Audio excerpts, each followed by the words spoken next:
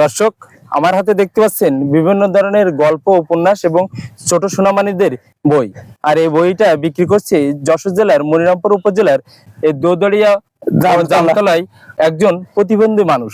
তিনি কিন্তু রাস্তার পাশে বসে এই বইগুলো এবং বিভিন্ন ধরনের এই যে জিনিসপত্র বিক্রি করে তার লাইফের জীবিকা অর্জন করার চেষ্টা করছে। আসলে এই মানুষটার জন্য যদি আমাদের ভিডিও দেখে কারো ভালো লাগে, সাহায্যের হাত বাড়িয়ে দিবেন। এখানে আসলে পাবেন এনাকে। এনার নাম হচ্ছে কি নাম ভাই?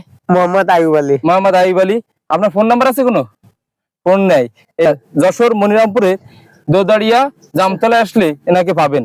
আপনার নাম কি? তারাসাদ মোড়। তারাসাদ মোড়। গ্রাম? আনোয়ার। আনোয়ার। আনোয়ার। হ্যাঁ, আনোয়ার। আনোয়ার। হ্যাঁ। এই সবসময় কি এরকম এই বই খাতা বিক্রি করে জীবিকা নির্বাহ করো? হ্যাঁ। নিজে তো চলাচল করতে পারো না, ভালো ওই না। ওই গাড়িটাই কি নিজনে হয়? হ্যাঁ। তো অবশ্যই দর্শক, যারা চাইবেন আপনারা একটু সাহায্যের হাত বাড়িয়ে দিবেন। এরকম একটা লোকের অবশ্য সেখান থেকে যদি কিছু করা সম্ভব হয়। রাস্তার পাশে ফুটপাতে বসে আছে, এখানে কোনো কাস্টমারও নেই, দেখতে পাচ্ছেন বিষয়টা, কিন্তু বিক্রি করার প্রচেষ্টা চালাচ্ছে। কারো কাছে সাহায্য চাচ্ছি না, আমার মালপত্র কিনে আমার একটু আর্থিক সাহায্য করুন।